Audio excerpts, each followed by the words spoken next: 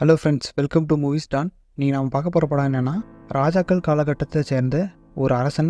அவனை பற்றி இப்போ இருக்க ஆராய்ச்சியாளர்கள்லாம் ஆராய்ச்சி பண்ணி அவனோட ஸ்டோரி என்ன அப்படின்றத கண்டுபிடிக்கிறாங்க. அவ்வளோ கஷ்டப்பட்டு கண்டுபிடிச்சும் அந்த ஸ்டோரி வெளி உலகத்துக்கு கொண்டு வராமையே அதை மறைச்சிட்றாங்க. அது என்ன, யார் அந்த ராஜா, அது எதனால் அப்படி பண்ணுறாங்க அப்படின்றத வாங்க மூவி பார்த்து தெரிஞ்சுக்கலாம். இந்த படத்தில் வந்து நம்ம ஜாக்கி சான் தான் ஹீரோவை நடிச்சிருக்காரு. ஆக்சுவலாக மனுஷன் எந்த படத்தில் வந்தாலும் காமெடி ரோல் பண்ணிகிட்ருப்பார். ஆனால் இந்த படத்தில் கொஞ்சம் கூட நீங்கள் அதை எதிர்பார்க்க முடியாது. ஃபுல் அண்ட் ஃபுல்லாக ரொம்ப டெரராக அந்த கதைக்கு என்னவோ அது அப்படின்ற மாதிரி பண்ணிட்டு போயிருப்பார். வெறப்பாக இருப்பார் இந்த படம் ஃபுல்லாக. ரெண்டு வெவ்வேறு நாட்டை சேர்ந்த தளபதிகள் எப்படி வந்து ஒன்று சேர்றாங்க அப்படின்றது இந்த கதையில் பார்ப்பீங்க.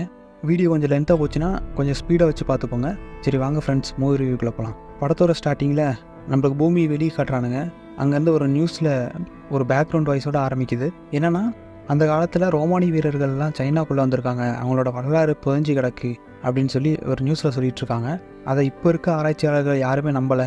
ஆனால் ஒரு ப்ரைவேட் கம்பெனி மட்டும் அதை எடுத்து அது என்ன கதை அப்படின்றத கண்டுபிடிக்க பயங்கரமாக இறங்கியிருக்காங்க அப்படின்றத சொல்கிறாங்க. அந்த பேக்ரவுண்ட் வாய்ஸ் போயிட்டு இருக்கும்போதே விஷுவலில் காட்டுறாங்க. ஆர்மி கிட்ட இருந்த பழைய மேப்பை வாங்கி அந்த கம்பெனியில் இருந்தவங்கலாம் ஆராய்ச்சி பண்ணலாமே அப்படின்னு சொல்லிட்டு அந்த பழைய மேப்பை பார்த்து ஒரு பனிரஞ்ச பகுதிக்கு போயிட்டுருக்காங்க. 3 டீமும் வராங்க. தனித்தனியாக பிரிஞ்சு போய் தேடலாம் அப்படின்னு முடிவு பண்ணுறாங்க. ரொம்ப தூரம் பல மைல் கடந்து மலையெல்லாம் ஏறி ஒரு இடத்துக்கு போய் சேர்றாங்க. அங்கே தான் தட்டி எடுக்கிறாங்க.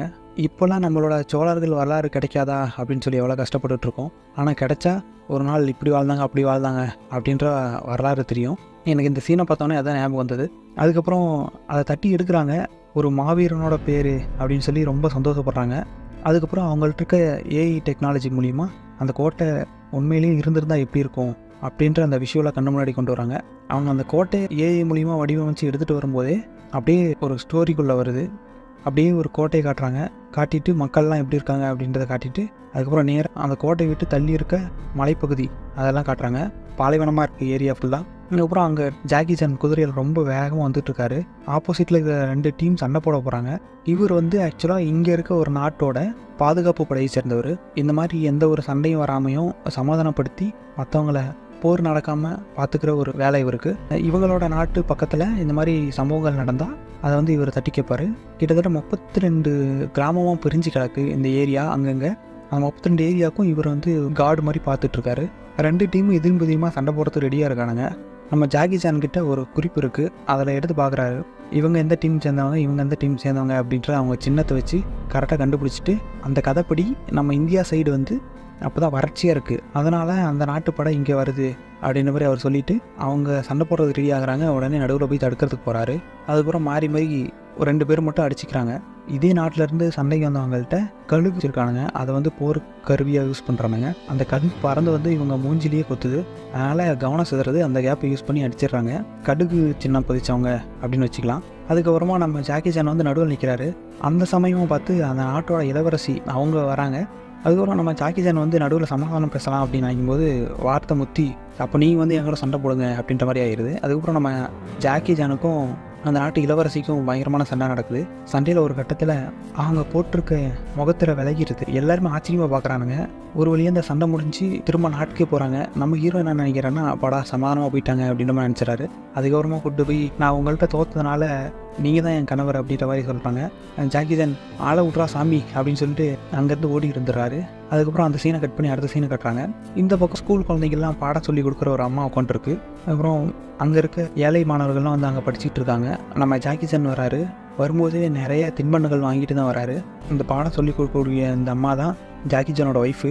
அதுக்கப்புறம் அவர் வாங்கிக்கிட்ட தின்பண்டங்கள்லாம் அந்த குழந்தைங்களுக்கு கொடுக்குறாங்க. அந்த குழந்தைங்க யாருன்னா இங்கே இருக்கக்கூடிய ரொம்ப பாமர மக்கள், அதுக்கப்புறம் போரில் இறந்த அப்பா அம்மா அந்த மாதிரி அனாதை இருக்க குழந்தைங்கள் அவங்க பார்த்துக்கிட்டு இருக்காங்க. அதுக்கப்புறம் நம்ம ஜாக்கி சான் சொல்கிறாரு, ஏற்கனவே எனக்கு சம்பளம் வேறு பத்தலை. இல்லை அதெல்லாம் ஒன்றும் இல்லைங்க, நீங்கள் நல்லா தான் பண்ணுறீங்க, என்னால் முடிஞ்சதை நான் பண்ணுறேன், உங்களால் முடிஞ்சதை நாட்டுக்காக காப்பாற்ற போகிறீங்க அப்படின்ற மாதிரி ரொம்ப பாசிட்டிவாக பேசுகிறாங்க. அந்த கஷ்டத்துலேயும் அவர் சொல்கிறாரு, நான் என்னோடய பாதி பணத்தை போரில் அடிப்பட்டவங்களுக்கு செலவு பண்ண கொடுத்துட்டேன் அப்படின்ட்டாரு. அவங்க ஒய்ஃபும் அதை பெருசாக எடுத்துக்கலாம், நல்லது தானே அப்படின்ற மாதிரி சொல்லிட்டு பார்த்துக்கலாம் ரொம்ப மோட்டிவாக பேசுகிறாங்க. அந்த சீனை கட் பண்ணி அடுத்த சீனில் நம்ம ஜாக்கி சான் வீட்டில் இருக்காரு. ஒருத்தர் ஓடி வந்து ஒரு சின்ன பிரச்சனை அப்படின்ட்டாரு. என்னாச்சு அப்படின்னா, நம்ம அந்த இடத்துக்கு போனோம் இல்லையா, அங்கே இருக்க 4 பேரை கொண்டு போட்டு தங்கத்தை போட்டிருக்காங்க. அந்த தங்கத்தை கடத்துறதுக்கு நம்மளோட ஷீல்டை தான் யூஸ் பண்ணியிருக்கானுங்க அப்படின்னு சொல்லி இவர் சொல்கிறாரு. இதனால் என்ன ஆகுது அப்படின்னா, ஜாக்கி சான் தான் தங்கத்தை கடத்திட்டாரு அப்படின்னு சொல்லிட்டு அவருக்கு இருந்த பதவியை பிடிக்கிட்டு கைதியிலாக்கி வேலை வாங்குறதுக்கு கூட்டிகிட்டு போகிறதுக்கு ரெடி ஆகுறாங்க. அப்போ தான் நம்ம ஜாக்கி ஒன்று புரிஞ்சுக்கிறாரு, நம்ம மேலே பழி சுமத்துறதுக்கு மட்டும்தான் இந்த மாதிரி நம்மளை பண்ணியிருக்காங்க, இருந்தாலும் அரசாங்கத்தோட உத்தரவு அப்படின்றனால அவங்க டீமோட மொத்தமாகவே அரெஸ்ட் பண்ணுறாங்க. அதுக்கப்புறம் போகிற வழியெல்லாம் புலம்பிகிட்டே போகிறாங்க, நம்ம இந்த மாதிரி பண்ணாத தப்பு மாட்டிக்கிட்டோமே அப்படின்னு. நிச்சயம் ஒரு நாள் நம்ம இதெல்லாம் தப்பிப்போம், நம்மளை காப்பாற்றுவாங்க, கவலைப்படாதீங்கன்னு சொல்லி மோட்டிவாக தான் பேசிட்டு போகிறாரு நம்ம ஜாக்கியும். அதுக்கப்புறம் அந்த இடத்துக்கு போய் பார்த்தா மிகப்பெரிய அரண்மனை அங்கே உருவாக்கிட்டு இருக்கு. ஆளுங்கள்லாம் கொஞ்சம் கூட ரெஸ்ட் இல்லாமல் எல்லாரும் வேலை செஞ்சுட்டு இருக்காங்க. அதுக்கப்புறம் அங்கே போனோடனே அவர் ஒன்று நினச்சி பார்க்குறாரு, அவங்க தங்கச்சி இறந்துடுறாங்க, அதனால் அதை நினச்சி உட்காந்து ரொம்ப அழுதுகிட்டு இருக்காரு. அதுக்கப்புறம் அங்கே வந்து ஒரு மாஸ்டர் அவர் தான் வந்து இவரை எடுத்து வளர்க்குறாரு, அவரோட நினைவாக தான் அந்த ஷீல்டு அங்கே வச்சுருக்காங்க. சரின்னு சொல்லி அதுக்கு அவங்க டீமோடு எல்லோரும் வணங்கிட்டு உள்ளே போய் பார்க்குறாங்க. அங்கே போயிட்டு இருக்கும்போதே அவங்க எடுத்துகிட்டு போன ஒரு கல் தவறி கீழே விழுந்து ஒரு சின்ன விபத்து ஆகுது. அதுக்கப்புறம் உடனே வந்தது வராதமாக ஓடி போய் அவங்களுக்கு ஹெல்ப் பண்ணி நம்ம ஜாக்கியை தான் காப்பாற்றுறாரு. அதுக்கப்புறம் அங்கேருந்து ஒரு ஆள், நான் தான் இந்த இடத்துக்கு லீடர், நீ லீடர் ஆகணும்னு நினைக்காத அப்படின்னு சொல்லி நம்ம ஜாக்கி கூப்பிட்டு மிரட்டுறாரு. நீ ஏற்கனவே மாவீரன்னு தெரியும், உங்களெலாம் சண்டை போடுறதுக்கு எனக்கு டைம் இல்லை அப்படின்ற மாதிரி பேசி மழுப்புறாரு. நம்ம ஜாக்கி ஒரு காமெடி பீஸு அப்படின்னு புரிஞ்சுட்டு எதுவும் பேசாமல் அந்த இடத்த விட்டு அப்படியே வந்துடுறாரு வெளியே. அப்புறம் அந்த சீனை கட் பண்ணி அடுத்த சீனில் காட்டுறாங்க. ரோமானிய படம் ஒன்று ரொம்ப தூரத்துலேருந்து வந்துகிட்ருக்கு.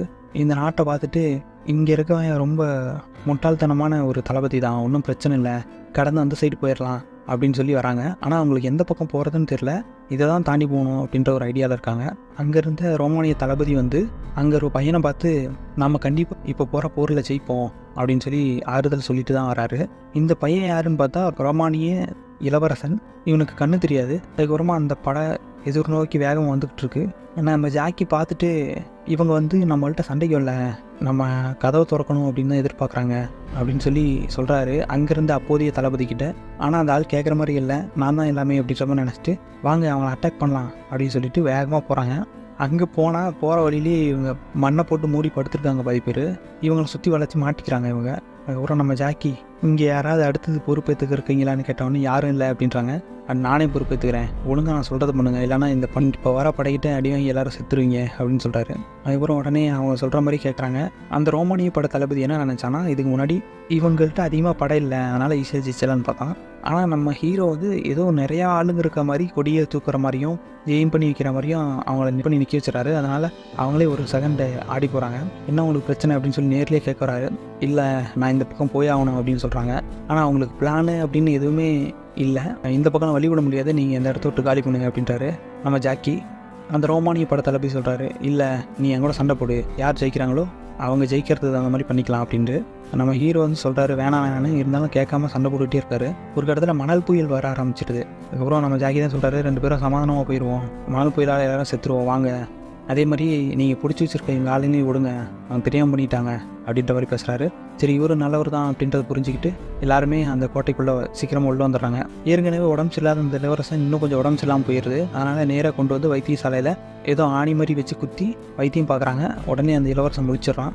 அதுக்கப்புறம் அந்த பட தளபதி மட்டும் ரொம்ப சோகமாகவே இருக்கிறா. அப்புறம் அந்த இடத்துல ஒரு ஃப்ளாஷ்பேக் ஓப்பன் ஆகுது.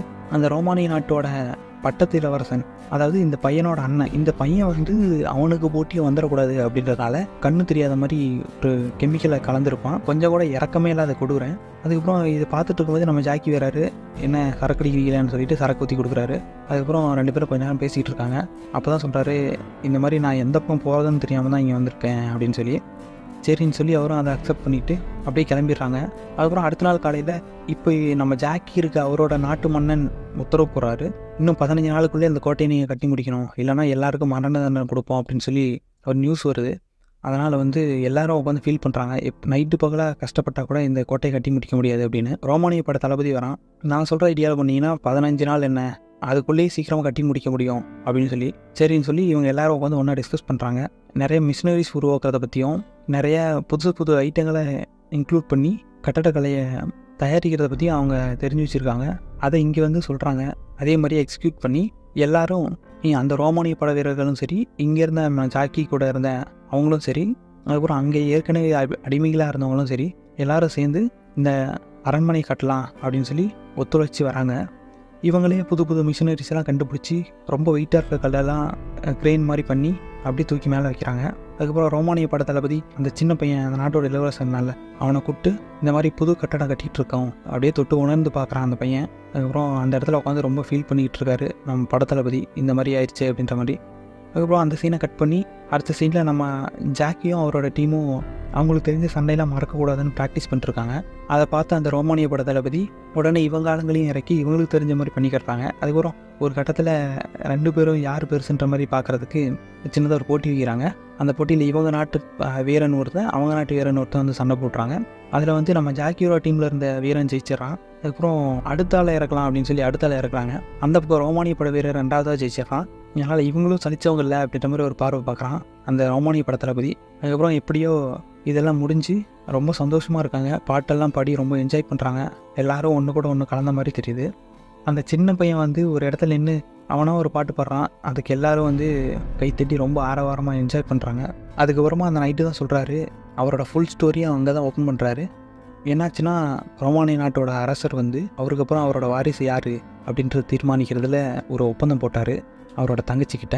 அந்த ஒப்பந்தத்தில் என்ன இருந்ததுன்னா, என்னோடய இளவரசன் அப்படின்றவரை சின்ன பையன், பெரியவன் வந்து ரொம்ப இரக்கமில்லாத கொடூரன், அதனால் வந்து சின்ன பையன் தான் எனக்கு அடுத்து அரசனாக வரணும் அப்படின்ற மாதிரி ஒரு ஒப்பந்தத்தை போடுறாரு.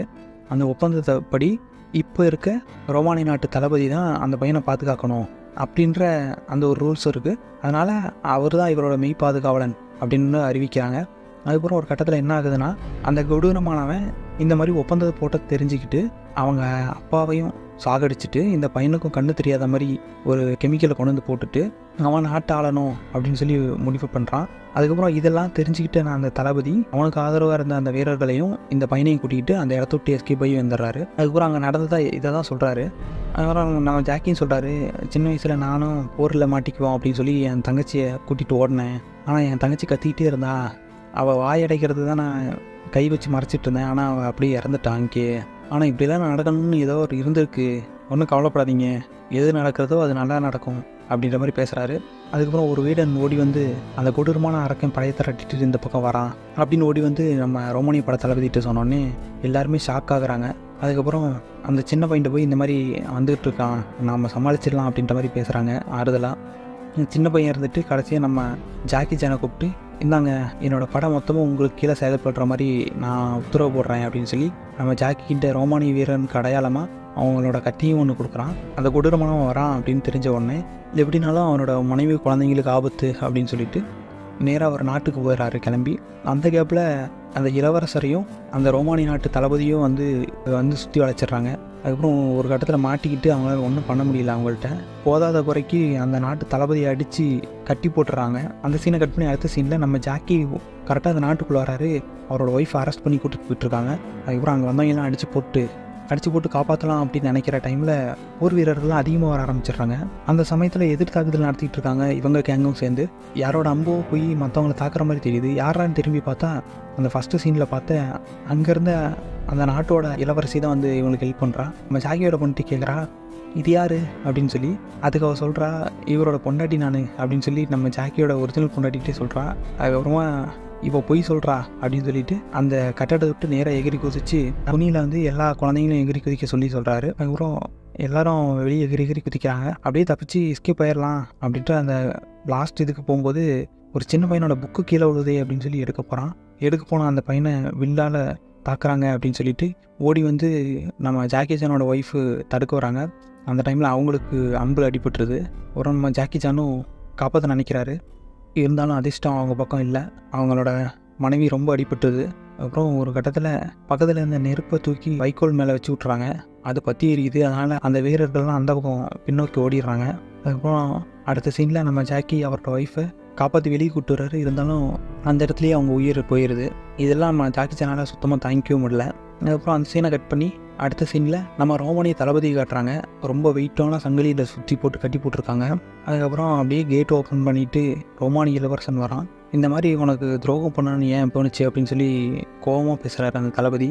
அவன் சுத்தமாக கண்டுக்கல, பாவம் நல்லது கெட்டது அப்படின்லாம் எதுவும் கிடையாது அப்படின்னு சொல்லி ரொம்ப கேவலமாக பேசிகிட்டு இருக்கான். அந்த சின்ன பையனையே அதை விட்டு வைக்கி, அவனுக்கே ஏற்கனவே கண்ணு தெரியாமல் பண்ணிட்டேன் அப்படின்னு சொல்லி அந்த தளபதி கதறிட்டு இருக்கும்போது அவன் அங்கே தான் சொல்கிறான் ஒரு ஃப்ளாஷ்பேக்கு. அங்கேருந்து ஒரு ஆள் அந்த சின்ன இளவரசனை காப்பாற்றுறதுக்கு ரொம்ப ரெடியாக இருக்காரு. ஆனால் கொல்றதுக்கு இவங்க முன்னோக்கி வரதை பார்த்துட்டு அங்கேருந்து பல அடி உயரமுள்ள அந்த கட்டடத்துலேருந்து அப்படியே கிரிக்குச்சு அந்த பையனோட அவரும் இறந்துடுறாரு. அந்த நியூஸ் இந்த தளபதிட்டு இப்போ தான் அதை கொடூரமான சொல்கிறான். அதுக்கப்புறம் ரொம்ப கேவலமாக பச்சையாக திட்டாரு அந்த ரோமானிய தளபதி. இதெல்லாம் அப்படியே கேட்டுகிட்டே இருந்துட்டு அவனோட கத்தி எடுத்துகிட்டு அவரோட பக்கத்தில் போகிறான். நம்ம ஜாக்கி அவரோட ஒய்ஃபு இறந்துட்டு இப்போ தான் வந்து சேர்ந்துருக்காரு. அதுக்குள்ளே என்னடான்னு பார்த்தா இவங்களா சேர்ந்து கோட்டையை கட்டி அதுக்கு ஒரு கொடியும் ஏற்றிருப்பாங்க. அந்த பாட்டு போயிட்டு இருக்கும்போதே அந்த கொடி கீழே கிடக்கிறத பார்த்து ரொம்ப மனசு உடைஞ்சு போகிறாரு.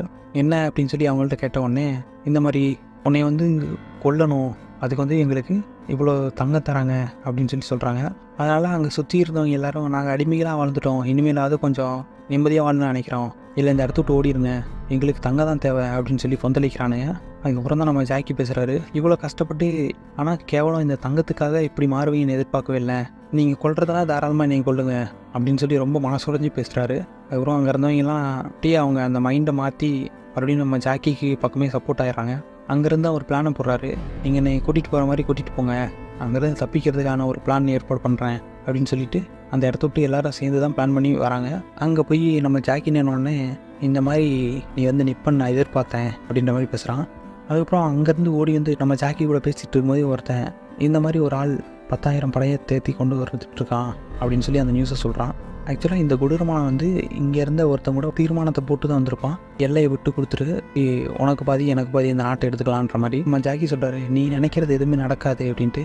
அவரை இவனை பிடிச்சிட்டு போய் ஜெயிலில் போடுங்க அப்படின்ற மாதிரி அவன் சொல்கிறான். அதுக்கப்புறம் உடனே அவன் ஜாக்கியை பிடிச்சிட்டு போகிறாங்க அவங்களோட ஃப்ரெண்ட்ஸு. அதுக்கப்புறமா போகிற வழியில் இவங்க 2 பேரும் சண்டை போடுற மாதிரி போட்டு அங்கேருந்து வேறட்ட தான் அந்த சாவி இருக்குது, அந்த சாவி எப்படி எடுத்துடுறாங்க.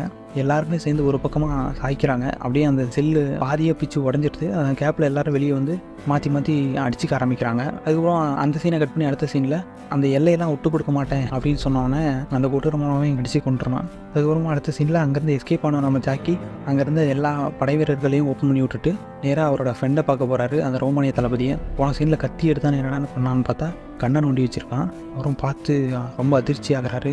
அப்புறம் வழி பொறுத்துக்க முடியாத அவரோட ஃப்ரெண்டு நம்ம ஜாக்கி வந்து காப்பாற்ற பார்க்குறாரு, இருந்தாலும் என்னை கொன்னுரு அப்படின்னு சொல்லி அவ்வளோ வேதனையில் அவரோட ஃப்ரெண்டு கொன்னுறாரு. ஏற்கனவே 10,000 வீரர்கள் வெளியே நின்றுட்டுருக்காங்க. அது இல்லாமல் வெவ்வேறு நாட்டை சேர்ந்தவங்களும் அவங்களோட வீரர்களை கூட்டிகிட்டு போருக்கு வராங்க. அதுக்கப்புறம் இவங்க மொத்தமே இந்த கொடூரமானவன் கீழே தான் சப்போர்ட் பண்ணுறதுக்கு வராங்க. அதுக்கப்புறம் நம்ம ஜாக்கி அவங்களோட டீமும் நினைக்கிறாங்க, எப்படியும் வந்து நம்மளை கொன்றுவான். அவன் ஜாக்கி தான் சொல்லுவார், சாவர வரைக்கும் நம்ம போராடலாம், இதுக்காக ஒன்றும் பிரச்சனை இல்லை அப்படின்னு சொல்லி. அதுக்கப்புறம் அந்த ஜாக்கி ஜானும் அவங்களோட டீமும் சரி ஓகே சண்டை போட்டால் சாவலாம் அப்படின்னு நினைக்கிறாங்க. அதுக்கப்புறம் இன்னொரு படம் வருது. அது யாருன்னா நம்ம ஜாக்கி ஜானுக்கு ஃபஸ்ட்லேருந்தே உதவி பண்ணிகிட்டு இருக்க அந்த பக்கத்து நாட்டு இளவரசி தான். அவள் அவரோட படையெல்லாம் கூப்பிட்டு வந்துடுறான். அந்த கழுகு படை ஃபஸ்ட்டில் பார்த்தோம்ல அவங்க. அதுக்கப்புறம் மாறி மாறி சண்டை நடக்க போகுது அப்படின்னு பார்த்தா போர் ஆரம்பிக்கலாம் அப்படின்ற டைமில் எங்கேயோ இருந்து ஒரு பயங்கரமாக சவுண்டோட ஒரு படம் வருது. அது யாருன்னு பார்த்தா ரோமானிய படம் தான். அந்த நம்ம கொடூர இளவரசன் இருக்கான்ல, இவனோட அப்பாவோட அக்கா, நீ இந்த மாதிரி உங்கள் அப்பாவையும் உன் தம்பியை கொண்டுட்டேன்னு தெரியும், எல்லாம் தெரிஞ்சு தான் இங்கே வந்திருக்கோம், ஒழுங்காக சரணடைஞ்சிரு அப்படின்னு சொல்லி பேசுகிறாங்க. அதுக்கப்புறம் இந்த விஷயத்த தெரிஞ்சுக்கிட்ட ரோமானிய படை வீரர்கள்னால் இந்த கொடூரமானவனுக்கு எதிராக வைக்கிறாங்க. இல்லை என் மேலே பழி சுமத்தாதீங்க அப்படின்னு சொல்லி நல்ல மாதிரியே பேசுகிறான். உண்மை என்னன்னு எங்களுக்கு தெரியும், அதுக்கான உடன்படிக்கை பாரு, நீ என்னென்ன பண்ணன்றது ஆதாரமாக எங்கள்கிட்ட இருக்குது அப்படின்னு சொல்லி பேசுகிறாங்க. அதுக்கப்புறம் வேறு வழி இல்லாமல் அப்படியே தப்பு ஒத்துக்கோன்னு பார்த்தா சாகிற வரைக்கும் நான் நினைக்கிறது தான் கரெக்டு அப்படின்ற மாதிரி மறுபடியும் எதிர்த்து நிற்கிறான் நம்ம ஜாக்கி ஜானு. நான் வரேன் அப்படின்னு சொல்லி ஏற்கனவே அடிபட்டுருக்கு கையில் காலில். அந்த அடிபட்டதோடையும் மறுபடியும் சண்டைக்கு வராரு. நீ வந்து ரோமானிய வீரனே கிடையாது, நீ எதுக்கு எங்கள் நாட்டோட விஷயத்தில் தலையிடுற அப்படின்னு சொல்லி அதை கொடூரமானவன் கேட்குறான். அதுக்கு பக்கத்தில் இருக்க ஒரு வீரன் சொல்கிறான், அவன் ரோமானிய வீரன் தான், இறந்து போன அந்த படத்தளபதி பாருங்கள், அவனுக்கு நெக் பேண்டை கொடுத்துருக்கான் அப்படின்னு சொல்லி ஒரு பாயிண்ட்டை போடுறான். அதுக்கப்புறமா சரி வா பார்த்துடலாம் அப்படின்னு சொல்லி 2 பேரும் சண்டை போடுறாங்க. எவ்வளோ அடிபட்டும் நம்ம ஜாக்கி வந்து மாற்றி மாற்றி பயங்கரமாக தடுக்கிறாரு. அதுக்கப்புறம் ஒரு கட்டத்தில் ஜாக்கி அடித்து போட்டுறான். அவரால் சுத்தமாக எந்திரிக்கவும் முடியல. அதுக்கப்புறம் மறுபடியும் வாழை கொடுத்துவான்னு கூப்பிட்றான். அதுக்கப்புறம் மறுபடியும் ஜாக்கியால் சுத்தவும் முடியல. அப்புறம் ஒரு கட்டத்தில் காலையே நம்ம ஜாக்கியோட தலையை தூக்குற அளவுக்கு ஆயிடுது. அப்படியே அடித்து போட்டு முடியாமல் கிடக்குறாரு. பின்னாடி இருக்கவங்கெல்லாம் மோட்டிவேட் பண்ணுறாங்க, ஜாக்கி முடியும் முடியும் எந்திரி அப்படின்னு சொல்லி. அவரால் சுத்தவும் முடியாமல் அவரோட ஃப்ரெண்டு, அதுக்கப்புறம் அந்த சின்ன பையன், அவரோட தங்கச்சி எல்லாத்தையும் நினச்சி பார்த்துட்டு வேகமாக எந்திரிக்கிறாரு. கொஞ்சம் கூட எதிர்பார்க்காத அளவுக்கு அவர் கையில் கட்டியிருந்த ஒரு மெட்டல் வச்சு கழுத்தையும் கையையும் வெட்டிடுறாரு. அதனால் பிளட்டு அதிகமாக லாஸ் ஆகுது, அவனாலையும் சுத்தம் முடியல. அப்படி இருந்துட்டும் கூட அவன் நம்ம ஜாக்கியை ஒரு கத்தி வச்சு குத்திடுறான். அப்புறம் மாற்றி மாற்றி குத்திக்கிட்டே இருக்காங்க. கரெக்டாக அவன் விழுந்து அங்கேயே இறந்துடுறான். அதுக்கப்புறமா அவங்க கட்டின புது அரண்மனையில் நம்ம ஜாக்கி வளர்த்து அவரோட மாஸ்டரோட கவசத்தை வச்சு அப்படியே தலை வணங்குறாங்க. இறந்தவங்க எல்லாருக்கும் மரியாதை செலுத்துகிற விதமாக கொடியேற்றுறாங்க. அதுக்கப்புறம் நம்ம ஜாக்கி சானே அந்த நாட்டை பொறுப்பேற்றுக்கிற மாதிரி காட்டிட்டு அப்படியே ஃப்ளாஷ்பேக் அங்கே முடியுது. அதுக்கப்புறம் ப்ரெசென்ட்டில் காட்டுறாங்க. இவங்களுக்கு இந்த கதை ஃபுல்லாக தெரிஞ்சிருது. மீதி 2 டீம் போனவங்க இவங்கள்ட்ட கான்டாக்ட் பண்ணுறாங்க. ஏதாவது உங்களுக்கு கிடைச்சதானே, இல்லை எதுவும் கிடைக்கலன்னு சொல்லி மாற்றி சொல்லிடுறாங்க. ரோமானியர்கள் உண்மையிலேயே இங்கே வந்திருக்காங்க சைனாக்கு அப்படின்றது தெரிஞ்சால் இந்த வரலாறே அழிக்கப்படலாம் அப்படின்றதான் இவங்களோட எண்ணமாக இருக்குது. அதனால் இல்லை அப்படின்ற மாதிரி அவங்களும் சொல்லிவிட்டு அந்த இடத்த விட்டு கிளம்புறாங்க. அதுக்கப்புறம் நம்ம ஜாக்கி அவரோட படையை கூட்டிகிட்டு ரொம்ப சந்தோஷமாக ஒரு இடத்த நோக்கி அப்படியே போயிட்டுருக்காரு. அதுக்கப்புறம் இதோட இந்த படத்தை முடிக்கிறாங்க. சரி, ஓகே, தேங்க்யூ ஃப்ரெண்ட்ஸ். நம்ம சேனல் பிடிச்சிருந்தா சப்ஸ்கிரைப் பண்ணுங்கள், உங்கள் ஃப்ரெண்ட்ஸுக்கு ஷேர் பண்ணுங்கள், வீடியோ பிடிச்சிருந்தா லைக் பண்ணுங்கள். நான் உங்களை இதே மாதிரி வேறு ஒரு படத்தில் வந்து சந்திக்கிறேன். வேறு என்ன மூவி போடலான்னு சொல்லி கமெண்ட் பண்ணுங்கள்.